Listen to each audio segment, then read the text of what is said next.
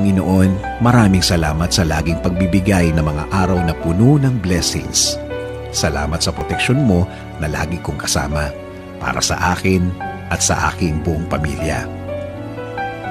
Thanks for always for your provision, your guidance and protection. Thank you also, God, for your faithfulness and love for us, Lord. Panginoon, i-bless niyo po ang aking plano sa aking buhay at sa aking pamilya. Alam ko po na lagi niyo akong pinoproteksyonan kasama ng aking mga pangarap. Panginoon, hindi po ako isang perpektong tao at alam ko po na hindi rin perpekto ang aking plano. Pero kayo na po ang bahalang mag-ayos ng mga mangyayari. Dahil naniniwala pa rin ako, Lord, na ikaw ang mas nakakaalam ng bukas.